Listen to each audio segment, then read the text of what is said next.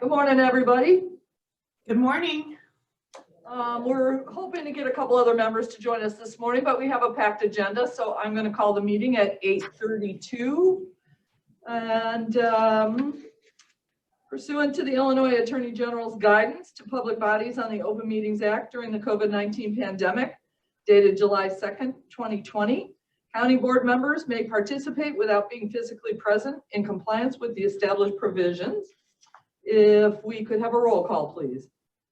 Member Puchowski, Vice Chair Chaplin, Member Hart, Here.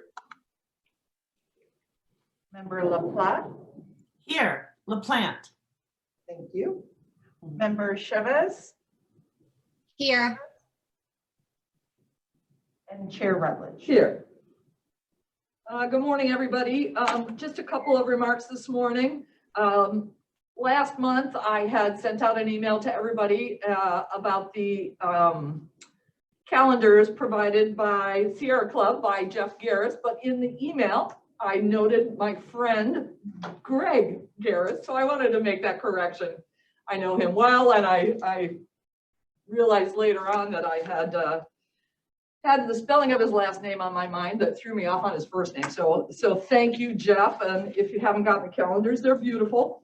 The other thing I wanted to mention is that I think everybody has had some pretty good laughs about Bernie Sanders mittens on Inauguration Day and the memes that have come out of that. But there is one part of the story I wanted to bring to the committee this morning, and that is the woman who made those mittens used discarded wool sweaters, and she used the sweater cuffs for the mitten cuffs, and she lined them with recycled fleece made out of shredded plastic. And even the thread that she used was recycled. So I just thought that that was a fun story to bring to the Environmental Committee if you hadn't heard that already. So next I'll ask for a motion on the approval of the minutes from our January meeting. So moved. Can I get a second? We lost Amy. Second. And I think we lost our quorum. Oh, Miss Amy, where'd you go? Any luck out there? I looked. I only checked the men's room. I didn't go to the other one, so sorry. You mean Amy Chavez? She was on the video. She zoomed. She was, but we don't see her now. Right. But did you send someone to go look for her? Well, it'd be a long trip. I was just gonna say. Well, so we're gonna hold a minute here until we can get our quorum back. Or strong arm somebody to join us for a few minutes. Is she on, Michelle, is she as a participant? Okay, she must have gotten dropped off somehow.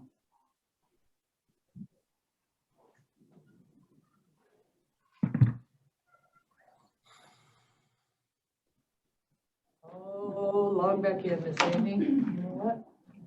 Here she comes. She just jumped back on. Oh, good. Okay. Yeah, she's coming. Yay, there's Amy. Good. Sorry about that. I froze and had to jump back out and jump Yeah, back. no worries at all. We kind of had a hold for a minute though. So I asked for a motion on the approval of the minutes. I got a second, or I'm sorry, I got the motion from Greg Hart. Need a second. Second. Thank you, Lynn. Any questions, changes, deletions on those minutes? No, hearing none, those are approved. Next, for parent committee approval, we are looking for approval of the DuPage County Electronic Recycling Program 2022 and a notice of participation. Can I get a motion? Motion, Chavez. Second Hart. Thank you. Any questions or Sure, really quick. This is the county's application to the state of Illinois, the Illinois EPA, and the Illinois Manufacturers Clearinghouse. This enables us to opt into the manufacturer-sponsored program. Currently, we have multiple members with a few one-day collection events and then our 7 regular collection sites. So we're looking forward to in 2022, continuing our program. It would be a zero cost program to the county and then with a user-based fee for televisions and monitors. Thank you. We've had a motion and a second. Any other questions? Welcome Don and Liz to our committee this morning. Thank you. So I have a roll call, please? Member Petrowski, Whatever it is, aye. Vice Chair No Chapman. charge was what she said. What are we, just gonna. Trust me, go ahead. Just, Opting into the electronics Yes, recycling. aye, thank you. Member Hart, Aye. Member LaPlante, Aye. Member Chavez, Aye. and Chair Sheila.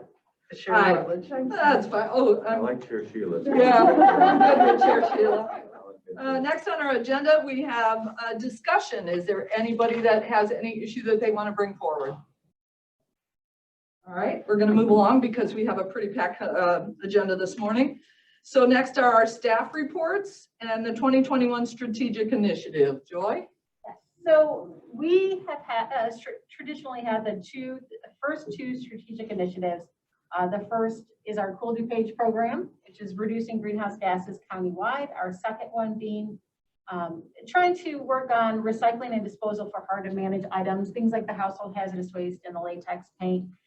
This year, what we are proposing to the committee to do is add a third strategic initiative. This third strategic initiative would focus on items that are safety risk in the waste stream, so sharps, lithium-ion batteries, and propane tanks. We're hoping to capitalize on some other programs and see if we can really do some education and also possibly start some collections, hopefully at no cost to the county, but we'll see kind of how that goes. So that was our third strategic initiative we wanted to bring forward and get the committee's thoughts today. Great. And then our next item would be the 2021 document shredding program update.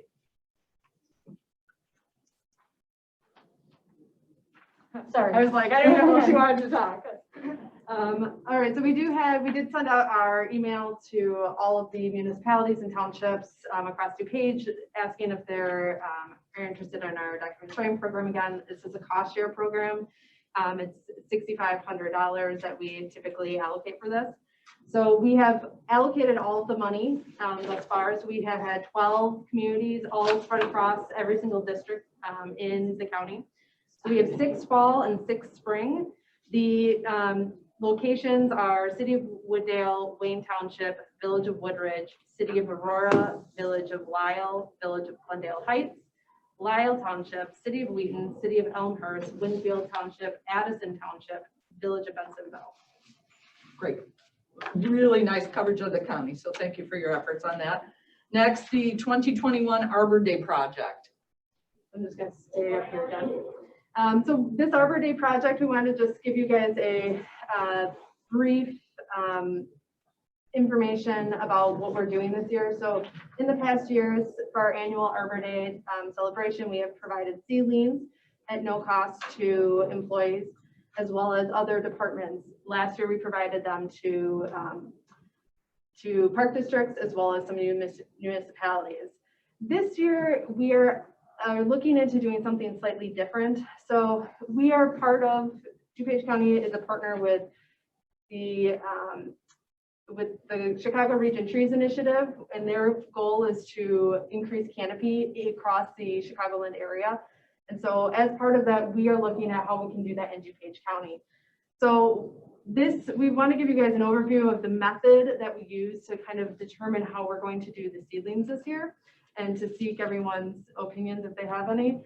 So in this case, we looked at across DuPage County.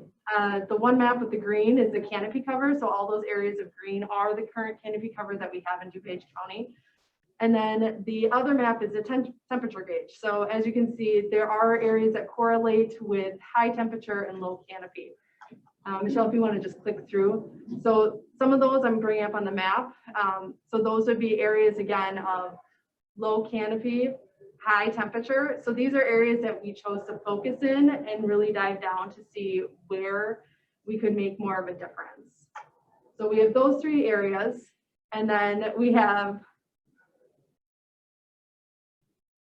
fills in, Go. we're able to look more closely at, what we really have. So right now in DuPage County, we have about 27% canopy cover, 28% impervious, so that's your concrete, your buildings, and then we have about 45% plantable space. So we kind of are looking through those numbers, kind of gain a lens of where we can work within the county.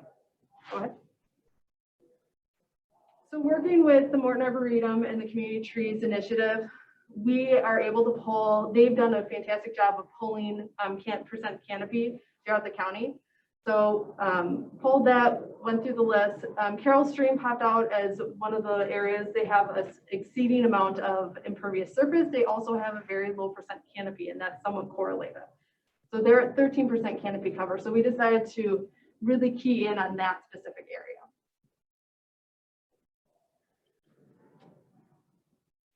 So this just gives you the breakdown. This is the boundary map for Carroll Stream. So we actually went through a model in iTree. So we were able to start pulling out some of these details and looking at going further and further down where, in fact, we should maybe be focusing in Carroll Stream itself, because we only usually provide roughly 500 seedlings. So we were looking at trying to incorporate a school that we could work with this year particularly. Go ahead. So once we were down to Carroll Stream, we went through, we selected census block groups, and then we started looking at anything that had under 21% canopy cover. So looking at those areas, we're able to start gauging what areas we should focus on again. And then we were able to pull out and overlay with it schools, so that way we could see what block census groups and schools overlaid and matched.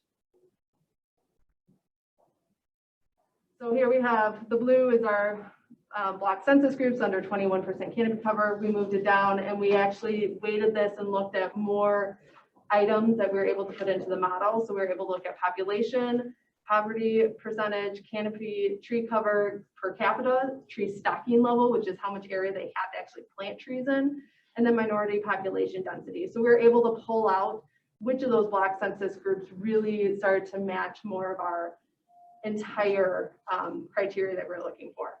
So on the bottom, you can see the green to pink scale. So the green is has the highest percent canopy and has less of these other factors. The pink has less percent canopy and more of these factors that are incorporated into it. So the pink would be our priority areas. Go ahead. So this again just gives you kind of the breakdown. So we have the index that we're able to sift through to kind of pull out which blocks would be key partners for what we'd be looking for to increase canopy in Carroll Stream, and specifically in some of these areas that have really good key markers for it. So we selected 2 of them. We overlaid the schools, and we were able to identify J Stream Middle School as the most likely candidate for being a partner with us and really kicking out more trees within that area. So all the students that would fall within this area all live within an area that has low canopy cover and meets all these other criteria. Go ahead. So this provides some of just the general demographics that we are able to verify with what we have. So what we are looking at is providing every single family, if not student, within the school a seedling, and then also doing a planting on site as well. So the total cost of this program would be roughly $781.93. What is the date for Arbor Day this year? It's the last Friday in April. Thank you. And the exact That'll get me date. there. That's okay. All righty. Thank you, Andy. That was awesome to take a look at. I'll look forward to that event. Next, we have presentations. And first up is our educational partner, Scarce. So, Kay, take it away. Morning, everybody. Last month I showed you quite a few slides because some of you are new to the committee and because we hadn't had a meeting that I could show those slides. So there's just 3 slides today.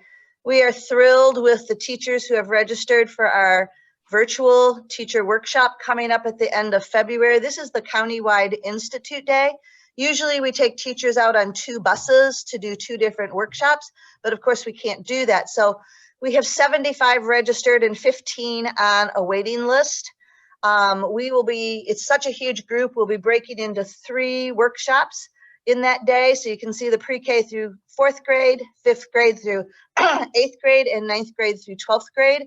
It will be all virtual, but we are working to make it very engaging with all the teachers. But we are really thrilled that so many teachers want and are eager to have more information about environmental projects throughout here in DuPage County, improving recycling, all those kinds of things. Next slide, please. Westmont is our newest town with food scrap composting at the curb that will start this spring. I think that makes number 14 if you count the little part of Batavia, Schaumburg, and St. Charles with food scrap composting in their contract. So we are thrilled with that. DuPage, Illinois now has about 60 towns who have food scrap composting available to residents at the curb. So this is really a great addition. Westmont has earned the county's Earth Flag. Clarendon Hills just got the county's Earth Flag, and both of those towns have food scrap composting at the curb, so we're thrilled. The Addison had a big project with delivering hand sanitizer in little packets to the lower income residents. And so the packets came in these little containers that you can see the mayor's holding, the city manager and I. We have 37 bags of these brand new containers for teachers to do sorting projects. This past Saturday was the first time the teachers had access to those, and many were taken for teachers to help with sorting projects. So they're brand new. They're #1 plastic. They could be recycled, but we're hoping very much to get them reused first. The company is ChemQuest International. So we're grateful they didn't go into the garbage. We're grateful they didn't go into recycling, and that the mayor himself delivered them here with the city manager so that teachers can have access to those. We're real excited to see how those can be reused. Next slide. Just so you guys know, DuPage County helps fund our Green Bulletin, which is a newsletter online. We do mail out some copies to folks who are not online, but it tells of upcoming events, new recycling opportunities, problems with recycling, special events like Arbor Day, where people can participate in special events. So you all should be able to get it on the county's website and so forth. And then the Ripples newsletter is for teachers, scout leaders, youth group leaders, people working with kids. We have more kid-friendly events as well as our teacher workshops and so forth. So both of those newsletters are on our website. They're archived as well. And we like to highlight something special. So for in the February newsletter, Westmont being a new city with food scrap composting will be our eco extraordinaire. When there's Earth Flag ceremonies and ecology flag ceremonies, that picture is up there. And then of course we're working on our Sustainable Design Challenge, which will be the 15th year, and it will be all virtual again. And of course there's those energy awards as well as stormwater awards. So it's really exciting. If you haven't seen the newsletter, I encourage you to check it out.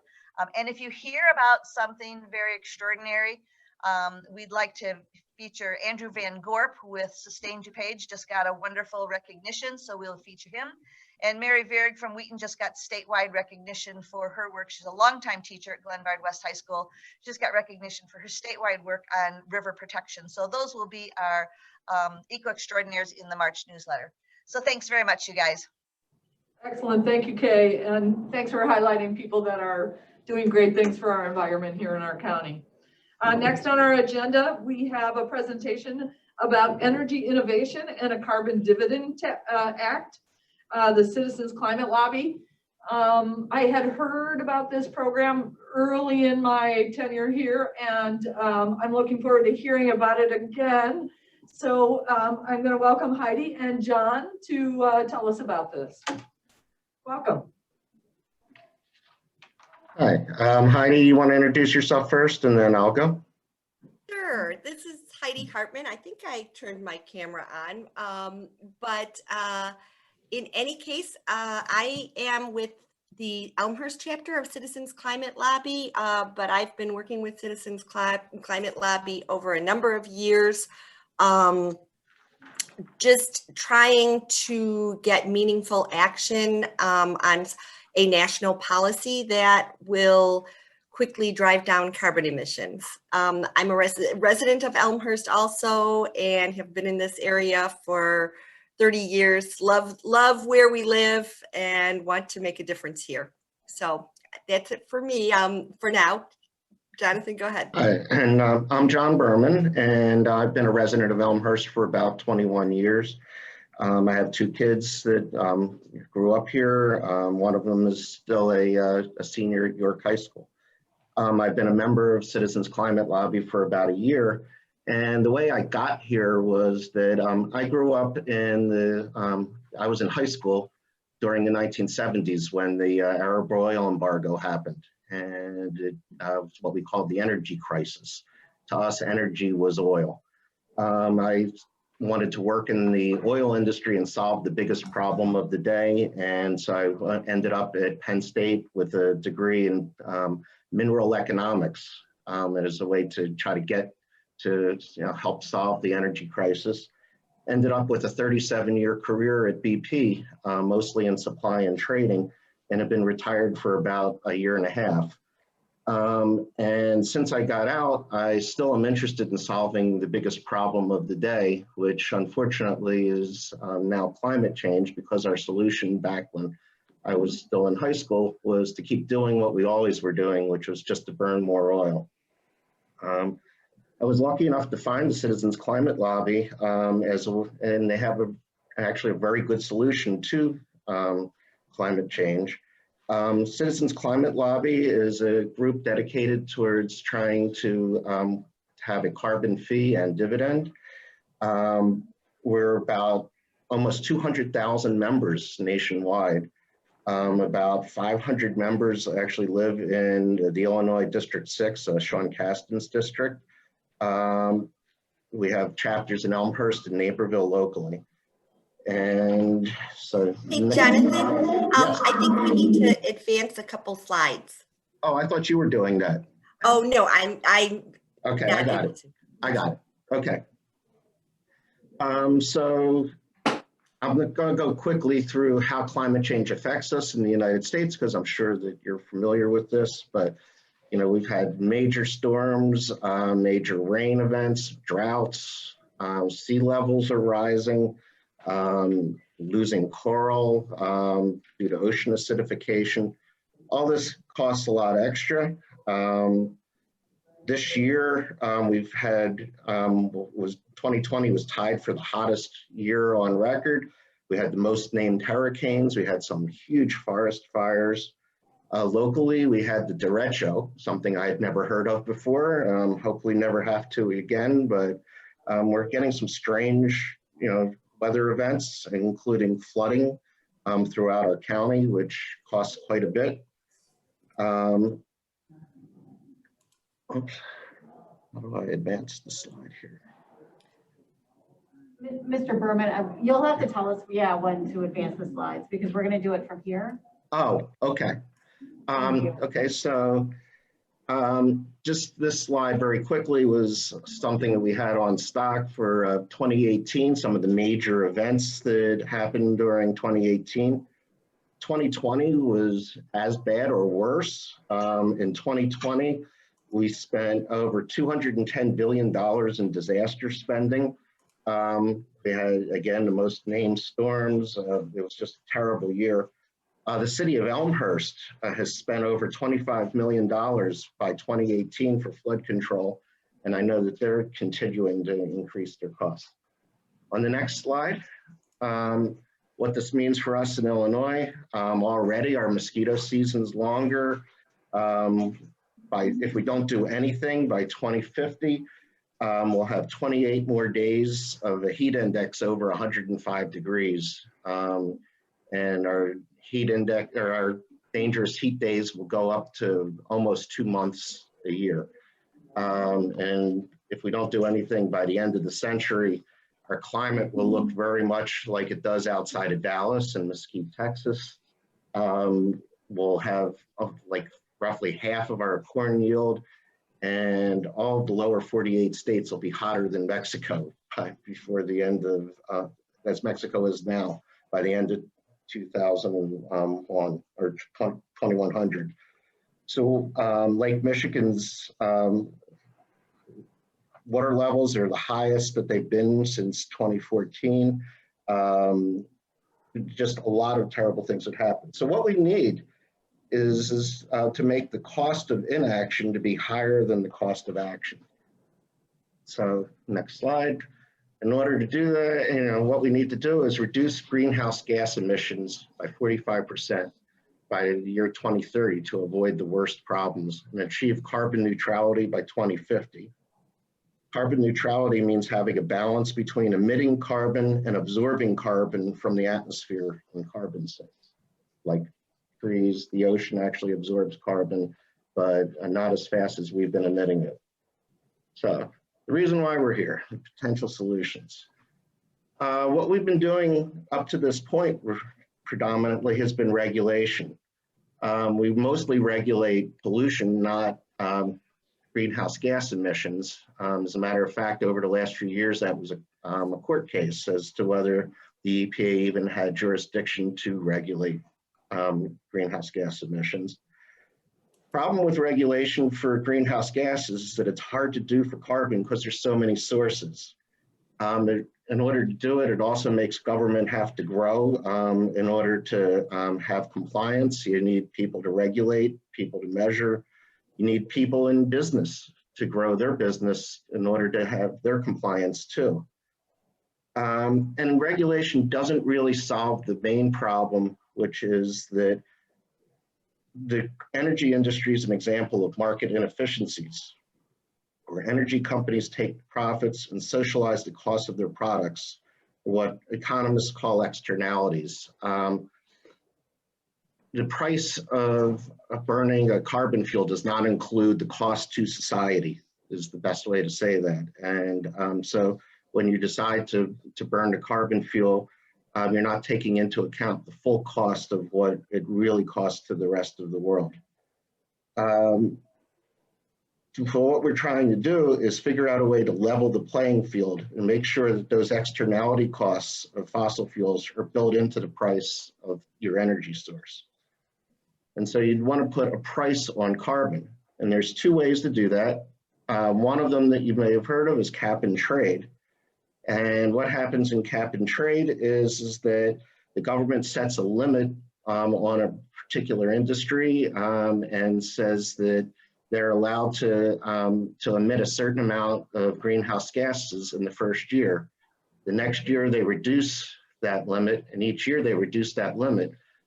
As the limit is reduced, the companies who are involved in that industry need to find a way to meet that new limit. If they can find a way to do it internally, they might actually end up having a surplus of credits if they can get, if they can reduce their emissions more than the cap was reduced. And they can sell those credits to companies who find it cheaper to buy the credits than it is to reduce their own emissions. The good idea of a cap and trade is that it allows you to have a firm limit on emissions. The bad part is that it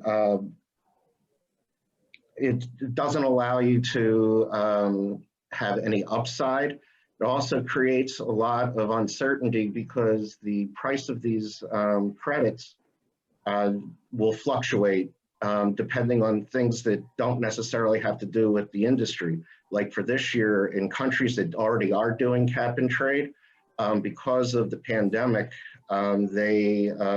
industry is just down, so emissions are down. And so the price of credits went down. And so people in those industries don't have as much of an incentive to reduce their emissions. The other idea of this is directly to put a tax on carbon. And in this, every year the government would have a price on the carbon and then increase the taxes each year. Emissions volumes are now based on the market rather than on a government mandate. And it accelerates the economics needed to build out the infrastructure for renewable power sources. So carbon taxes are a free market approach, and it involves the public directly and lets people find the most efficient solution for them. And it raises government revenue instead of costing the government revenue, and it makes a predictable environment for businesses. So the next slide, please. Carbon fee is placed on as the fuel enters the economy. So you know when, who's going to be paying. What we're proposing is to start the carbon tax at $15 a metric ton and then increase $10 a year per ton. Just for reference, $15 a ton is equal to about 14 cents a gallon for gasoline, or about 3/4 cent per kilowatt hour for electricity. One of the other things is that you could see, you could raise quite a lot of money with a carbon tax. And one of the things that you want to be careful of is what you do with all that money. Some people would say that you could reduce other taxes, you could invest it in other ways to reduce, greenhouse gas emissions. Or what we're suggesting is to just recycle these dividends back to the economy by distributing an equal dividend to each American resident. This would actually create a progressive tax structure and would mean that it's pretty much revenue neutral.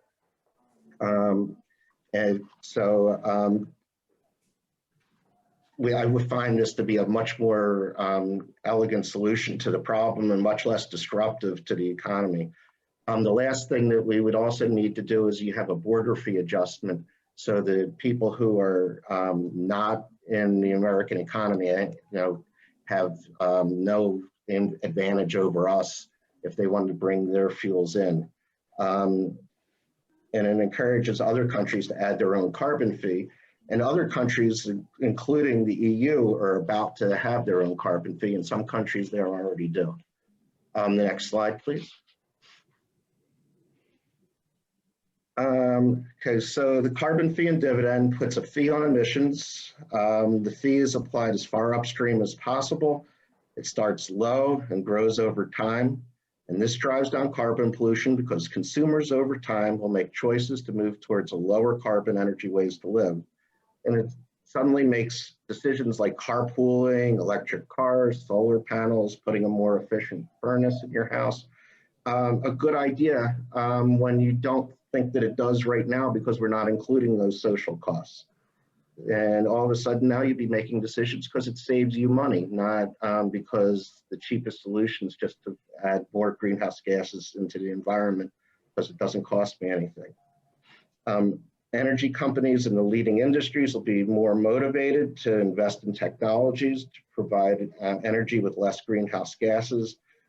And instead of more regulations, industries will have less regulations and will want to compete by inventing and investing in lower cost technologies. Again, we're going to distribute these fees equally to everyone. So everyone would get a check every month to spend however they want.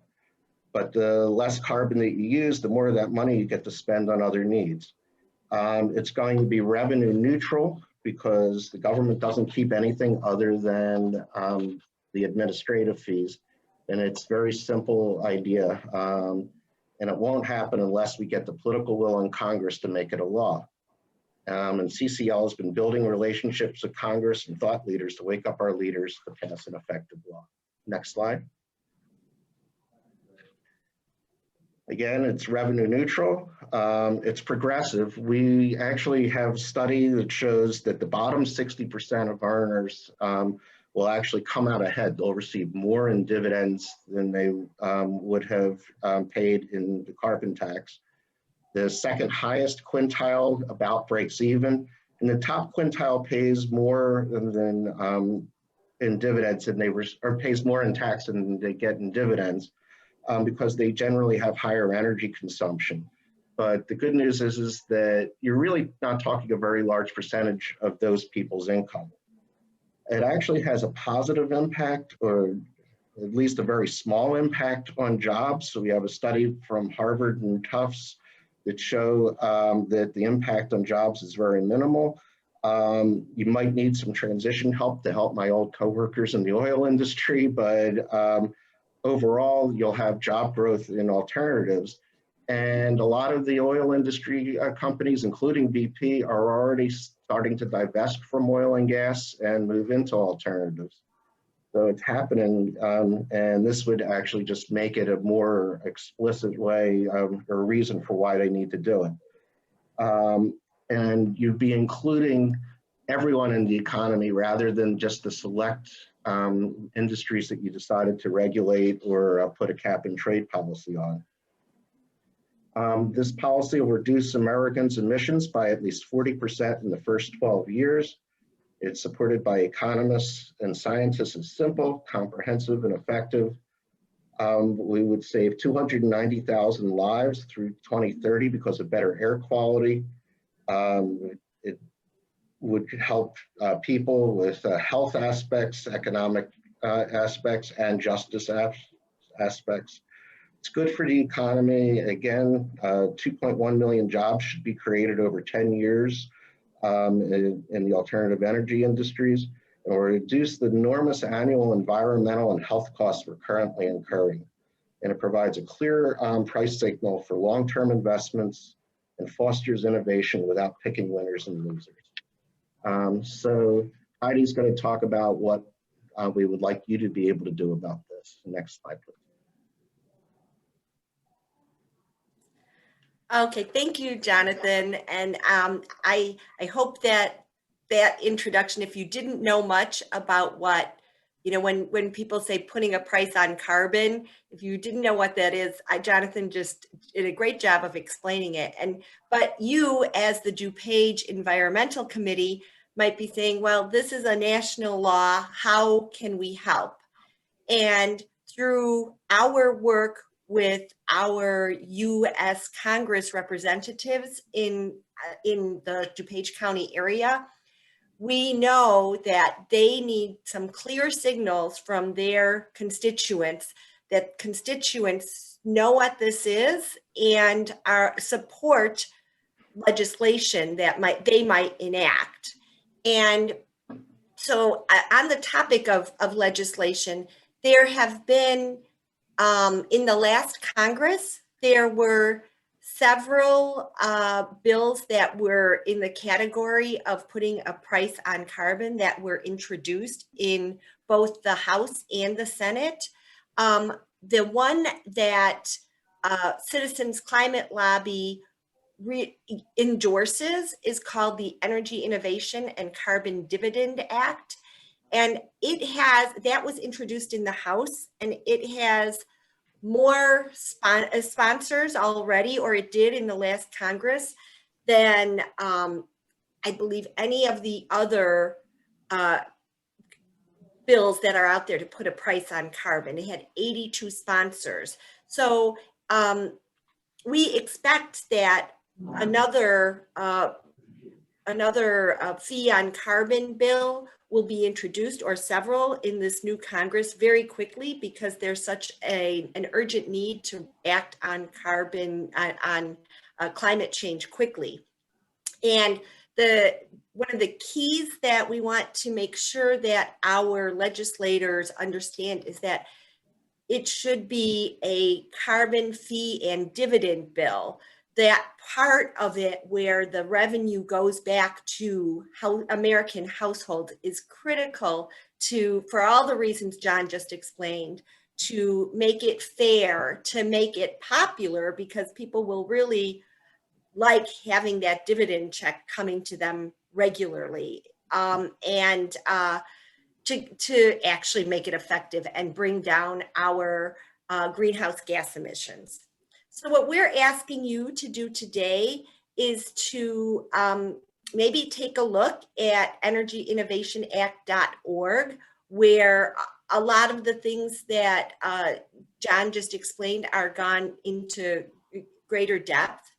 And then if you are convinced that this would be a really good policy, we'd like you to endorse it individually and as members of the DuPage County Environment Committee and elected officials in our county. And if you see on the right side of the screen, there is a page where you can just easily go on and endorse the Energy Innovation and Carbon Dividend Act just by giving some information about yourself. And it's important for our legislators again and the public in DuPage County to see some leadership on a really great policy to address climate change. If you do go on and endorse, CCL would appreciate you letting us know. And if you agree, we'd like to advertise your endorsement on our Instagram and Facebook page. Even more powerful would be if the committee decided to endorse as the environmental committee. And the best would be if you all could advocate and present this to the entire DuPage County Board for endorsement. And that would be wonderful. We would be happy to help with that if there's any way we could. And please contact me or Jonathan to let us know if you know, what you want to do on that route. I'm just gonna, could you advance one more slide? We've just got one more slide. Don't want to take too much of your time. I wanted to give you a list of many people who have already endorsed the Energy Innovation Carbon Dividend Act. As I said earlier, 82 members of the US House in the past Congress. Just now in January, the US Chamber of Commerce, a business organization, endorsed this, this policy for addressing climate change. And that's huge because it shows that there is good evidence that it's not going to hurt the economy and it will be effective. Related specifically to DuPage County, 100 US municipalities. There's a link there to a YouTube video about that. I think it'll be in your packet if you receive, or if you received it electronically, that link will work. The city of Chicago endorsed carbon fee and dividend in 2019. Honestly, this blows my mind that 3,500 leading economists think this is the right policy to address climate change.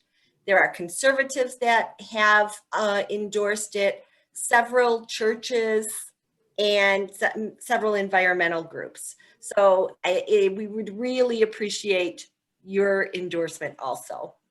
I think that's all we have. The last slide, I think. And one other important endorsement we had this year was York Township. We had a referendum in York Township and it passed by a vote of 2-1. Was about 67% of the voters supported putting a price on carbon. Thank you, Jonathan. That is an important one. So just to sum up, we wanted to,